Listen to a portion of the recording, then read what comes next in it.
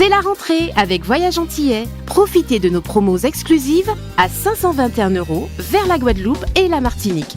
Oui, vous avez bien entendu, 521 € pour partir au mois d'octobre ou novembre vers la Guadeloupe et la Martinique. Et en plus, vous bénéficiez de 46 kg en soute et de toutes les facilités de paiement pour seulement 521 €. Nombre de places limitées, alors n'attendez plus et rendez-vous dans nos agences de Paris et de Saint-Denis ou sur notre site internet voyageantillais.com. 521 €. Les vacances qui continuent avec Voyage Antillais. Voyage Antillais, nous là pour faire autres voyager. Guadeloupe, actualité. Demain, nous aurons droit à la traditionnelle révision du prix des produits pétroliers dont les plafonds sont fixés par la préfecture. Et c'est un mois à la baisse pour le samplon qui perd 5 centimes et passe à 1,79 €. Le gasoil, lui, perd un tout petit centime, soit 1,65 € pour ce mois d'octobre. Et la bouteille de gaz, elle, par contre, augmente avec 87 centimes de plus, soit 22,71 € pour ce mois-ci. Et c'est le top départ pour la semaine bleue au Gosier. Les seniors étaient invités à une conférence autour du bien vieillir, de quoi prendre quelques infos pour bien prendre soin de soi, mais aussi savoir quoi faire en cas de souci. Regardez. Comme le dit de toute façon le slogan de la semaine bleue, c'est 3 jours, 365 jours pour agir et un jour pour le dire. Donc, ce que nous voulons effectivement aujourd'hui, c'est dire aux seniors tout l'amour que nous leur portons. D'accord? Tout ce qui représente, comme je l'ai dit dans mon discours, ce qui représente aujourd'hui pour nous. Ils sont les témoins du passé, ils sont nos compagnons aussi d'aujourd'hui et de demain. Donc, c'est pour leur dire tout ça, mais aussi pour aider à travers les activités festives que nous allons mettre en place aussi.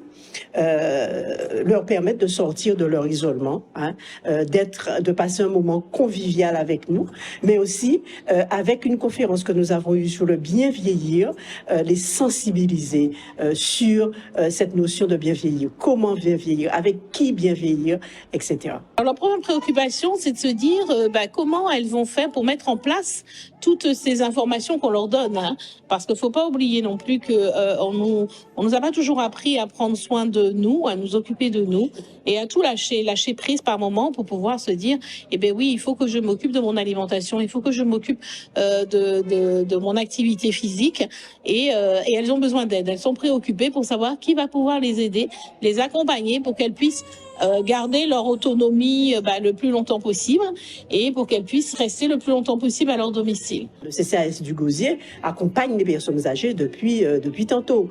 Avec notre mandature, nous ferons qu'accélérer cet objectif, cette politique qui est voulue par notre maire Liliane Montou.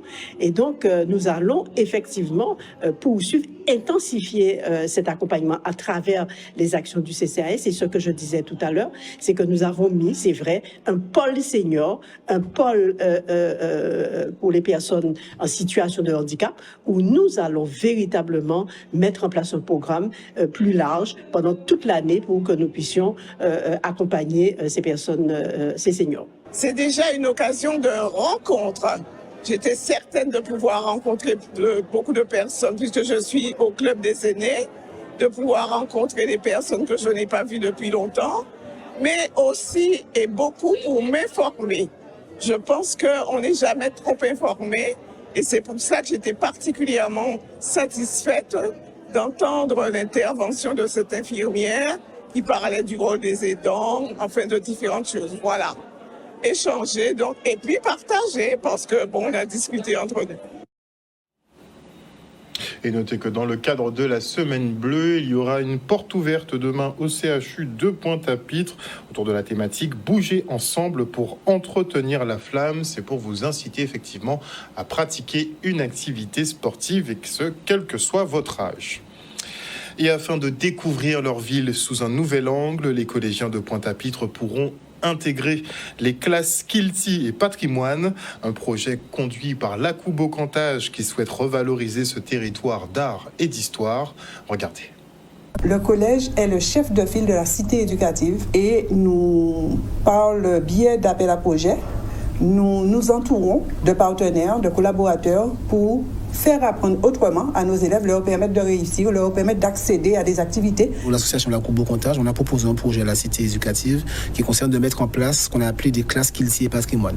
L'objectif étant de proposer à des élèves de différents établissements, donc en l'occurrence le collège sur le Kermadec, le collège Sadi Carnot, le collège Front de Mer, l'école Timothée Gentré, l'école Raymond Bambuc et l'école Raphaël Jolivière, une panoplie d'activités culturelles afin de leur permettre de déconstruire l'image véritablement qu'ils ont de la ville de Pointe-à-Pitre et de connaître les richesses culturelles et patrimoniales qui s'y trouvent. Et ce qui est intéressant, c'est de montrer qu'on a des modèles inspirants et c'est vrai que parfois, il y a certaines personnes qu'on ne voit qu'à la télé. Donc, le fait que ces personnes-là, ces figures inspirantes, se déplacent dans les établissements, je pense que en termes de motivation pour les élèves, en termes de dépassement de soi, c'est des éléments qui peuvent être intéressants pour eux. Et je suis très sensible à cela, se réapproprier son histoire, se réapproprier la petite histoire de la Guadeloupe et aussi l'idée qu'il faut que les enfants aient des modèles. Il faut qu'ils aient des mentors, des personnes qui leur ressemblent. Moi, je suis une enfant de ce quartier et par conséquent, eu égard à mon parcours professionnel, culturel, artistique, je ne pouvais pas dire non à la cour Vérande. On a fait appel à Madame Raymond Tourin, qui est une pointoise, j'ai envie de dire, pour leur présenter une figure emblématique, mais aussi une figure inspirante, qui peut leur parler de Pointe-à-Pitre, qui peut leur parler un petit peu de son parcours, de son itinéraire, de manière à ce qu'ils puissent voir, découvrir à quel point l'ambition scolaire peut être, j'ai envie de dire, déployée en recherchant un peu d'estime de soi. Donc l'idée, c'est vraiment celle-là, faire en sorte que ces élèves se rendent compte de tout ce qui se trouve autour d'eux, gagnent cette richesse-là et finalement puissent la réinvestir dans le cadre de leur scolarité. Un reportage de Solène Fèvre. Et on part pour la porte ouverte de l'association Kumbit Femmes Caraïbes.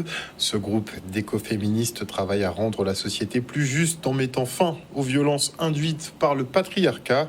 À cet effet, elles organisent des rencontres autour de thématiques comme le harcèlement de rue, l'entrepreneuriat au féminin ou encore la révocation des femmes sous le régime de Vichy, car il est important de ne pas oublier. Regardez. C'est la journée porte ouverte de l'association Kumbit Femmes Caraïbes. L'objectif est de pouvoir mieux nous faire nous connaître, donc nos actions, nos projets, ce qui est l'écoféminisme, puisque c'est quand même l'enjeu de cette journée porte ouverte.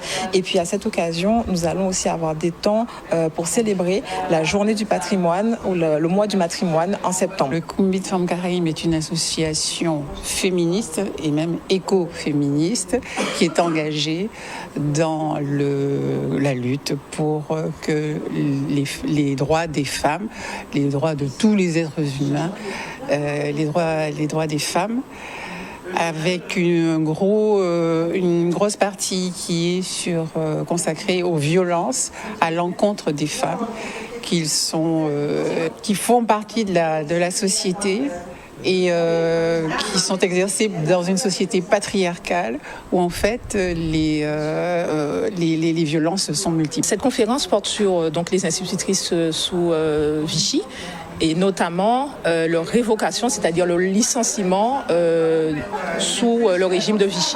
Alors c'est important parce qu'en fait, on comprend qu'en temps de crise, les femmes peuvent être impactées davantage. Et là, cette conférence donne l'occasion de revenir sur un épisode qui n'est pas très connu de l'histoire antillaise. J'étais à la recherche de retrouver cette flamme pour nous aider ou pour m'aider à mieux défendre la cause des femmes de manière générale.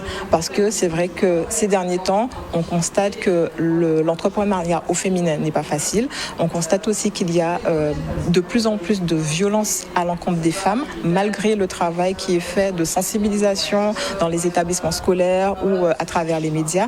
On a des violences à l'endroit des femmes à différents endroits. Donc il s'agit effectivement de prendre conscience de cette violence, de pouvoir aussi savoir comment aider la personne en situation ou des écosystèmes qui les concernent. Et puis c'est aussi, être sensibilisé sur plusieurs items, comme par exemple le harcèlement de rue. On n'a pas idée en fait, le petit injustice qui est lâchée par un jeune homme à l'endroit d'une femme et qui est persistant, c'est que ça constitue un harcèlement de rue. Donc c'est des petites choses pour mieux me sensibiliser, me connaître en fait ces situations à travers l'association Communauté de Femmes Caraïbes.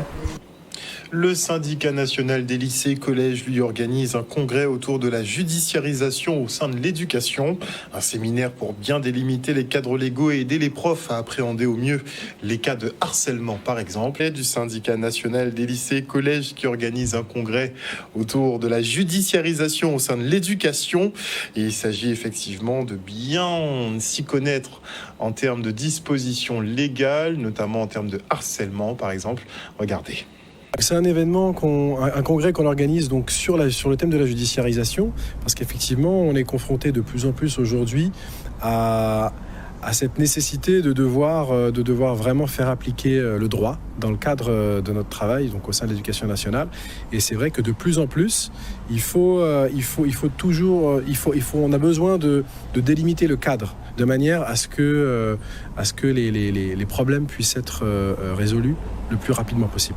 Vous avez ce système de vase communicant entre le politique et le juridique. Lorsque le politique recule, le juridique voit son rôle augmenter. Et donc aujourd'hui, effectivement, en quête d'arbitrage, on voit le juge être de plus en plus sollicité, ce qui explique notamment que les délais judiciaires augmentent, car le nombre de dossiers augmente également. Une de nos forces, c'est justement d'être axé sur le juridique et de pouvoir offrir une expertise dans ce domaine par l'intervention donc d'une cellule juridique. On a une cellule juridique au SNALC et par l'intervention donc de Maître Coleman, l'avocat du SNALC, qui gère lui tous les dossiers qui sont basculés dans le contentieux ou qui ont une technicité juridique poussée qui font qu'on appelle à lui. La médiation est un dispositif nouveau dans la justice administrative et dont on voit parfaitement que les tribunaux administratifs et l'impulsion de certains présidents, je pense notamment à la présidente de Nice,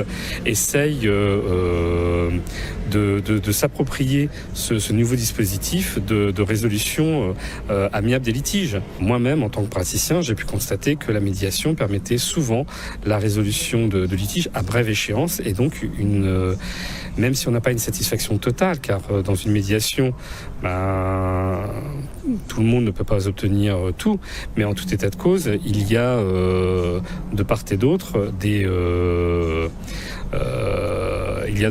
des avantages qui sont indéniables. Là, on va aborder des thèmes tels que le harcèlement, le droit de retrait, toutes ces thématiques du quotidien, toutes les questions que les collègues peuvent avoir ou des solutions qu'on leur apporte au quotidien par rapport à des problématiques parfois graves sur le plan juridique. Et retour, comme je vous le disais, sur le premier championnat de son embarqué, puisque la Guadeloupe aime la musique. Vous le savez, on est une terre de champions en installation, en sonorisation aussi. Bon, ça plaît pas à tout le monde, mais c'est comme ça. Regardez.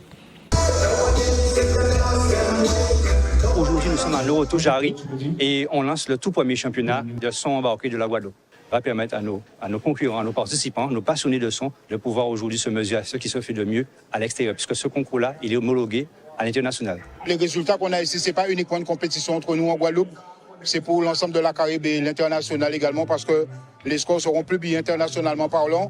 Et si un record du monde, je pourrais le valider également ici. L'enjeu pour nous d'organiser ce type de concours, c'est un fait de démocratiser le son embarqué en Guadeloupe. C'est quelque chose des fois qui est mal vu et que les gens ne comprennent pas. Aujourd'hui, il est important que le public puisse comprendre l'enjeu. Aujourd'hui, on a décidé d'aller plus loin, de créer un championnat afin que les gars puissent être reconnus dans la Caraïbe et dans le monde. Aujourd'hui, on a la chance d'avoir un juge fédéral qui est là, qui représente IASCA et qui va homologuer les records. Donc ça va permettre à nos gars de pouvoir être sur le classement mondial. Donc aujourd'hui, de pouvoir aussi en Guadeloupe, comme la moto, comme le sport automobile, d'avoir aussi une place pour le son embarqué et que cette discipline soit reconnue en Guadeloupe et qu'on puisse exporter cela à l'extérieur. Puisqu'en Guadeloupe, on a des gars qui font du bon travail, ils ont des installations, vous allez voir, nickel. On a toujours décrié les gens qui ont de la musique dans leur voiture comme des sauvages, entre guillemets. Mais c'est pas tout le monde qu'il faut mettre dans le même lot. Effectivement, il y en a qui ne respectent pas son voisin et tout, quoi. Mais je dis toujours, la plupart des gars qui font des concours de son, ils arrivent à gérer cela. C'est-à-dire qu'ils se mettent à des endroits isolés pour pouvoir essayer leur matériel. Et je conseille à ceux qui ont beaucoup de son ou bien qui aiment ça, de venir s'inscrire au lieu d'aller faire ça n'importe où, surtout le soir. Il faut savoir qu'il y a des gens qui sont un peu fragiles du cœur On ne se rend pas compte, mais on a beaucoup de puissance dans ces véhicules-là et il faut respecter l'autre. Moi, je pense que les gens qui viennent chercher vraiment à faire des résultats, je trouve ça un peu, pas vraiment injuste, mais voilà, moi je vois c'est un amusement, c'est tout. Ça fait depuis très très longtemps que je fais des concours et comme celui-ci, c'est un concours de la Caraïbe international. Donc là, ça met le niveau plus haut. Ça fait 10 ans que je fais des concours. Mais on a décidé aujourd'hui de passer avec un stade, parce que j'ai démarré avec différents juges qui sont aujourd'hui là. Et vous allez voir que tout autour, vous allez voir qu'il y a des familles qui viennent en cours avec les enfants regarder. Donc, c'est vraiment familial, c'est vraiment une passion. Vous allez voir que les hommes ont 2 voitures, une pour les dames et une voiture pour le son. Et c'est vraiment quelque chose, je dis, en Guadeloupe, qui mérite d'être mis en lumière et qui prend de l'essor. Et ce serait dommage qu'on laisse cette passion-là rester comme ça. Et c'était pour nous important aujourd'hui de vraiment valoriser ça à travers ce championnat-là.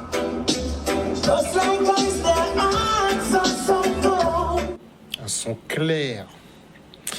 Et on se rend maintenant à Pointe-Noire pour les obsèques de Lilian Dejean, agent municipal tué par balle à Grenoble le 8 septembre dernier alors qu'il intervenait sur un accident de la circulation. Un père de famille abattu froidement par la personne à qui il venait porter secours. Un drame pour ses proches et collègues venus lui rendre un dernier hommage sur la terre qu'il a choisie pour son repos. Regardez. Notre sympathie et notre amitié, la famille de gens qui est dans la peine. Notre présence dans cette église, c'est pour témoigner que tous ces liens d'amitié et d'affection que nous tissons tout au long de notre vie ne s'arrêtent pas avec la mort. Lilian, comme au jour de ton baptême, aujourd'hui l'église t'accueille et que Dieu t'accueille dans sa maison. Déjà, on l'aime. Le premier mot, c'est qu'on aime la Guadeloupe. C'est la terre de notre papa, de nos aïeux. Donc, on est content que notre frère retourne auprès des siens. Lilian Dejean était un agent public, un de ces agents de première ligne, une figure aussi de la ville de Grenoble, très écouté, un encadrant, un formateur, et qui a porté secours. Il est mort en portant secours. Et donc, c'était important que la municipalité soit là, à travers moi, à travers des agents aussi, ses collègues qui sont venus. Ils sont 4, ils sont 5 même, ici pour l'entourer, pour entourer la famille et montrer cet attachement à un homme qui est mort en service de la République. Très très important pour moi. C'est quelqu'un qui a beaucoup compté. Lilian, ça fait plus de 20 ans. J'ai travaillé avec lui pendant plus de 10 ans. Voilà, je suis très très heureux d'être là aujourd'hui pour lui, sur ces terres. Ça a marqué les esprits, pour d'ailleurs l'ensemble des agents publics, ça a largement dépassé Grenoble, parce que ça rappelle que les agents publics, ils sont là, sur le terrain, en première ligne, exposés parfois à des situations dramatiques, et là, une personne totalement décérébrée qui a abattu celui qui était venu lui porter secours. Courage à tout le monde, hein, c'est très dur même encore pour nous, hein, on est encore un peu sous le choc, voilà, il nous manque déjà, il va nous manquer à vie, il sera jamais dans nos cœurs. Et voilà, toutes mes condoléances vont à la famille, aux amis. Et un déchirement à la fois, une fierté parce que c'était, comme je l'ai dit, son souhait de retourner auprès des siens. Un déchirement parce que c'était beaucoup trop tôt. Ça aurait dû être dans beaucoup d'années. Un souvenir avec Lilian, il y en a beaucoup. Il y en a beaucoup, je vais garder son sourire tous les jours et son gros caractère. Outremernews.fr, le site de l'actualité Outre-mer, 24 heures sur 24 et 7 jours sur 7. Retrouvez la chaîne Outremer News sur YouTube.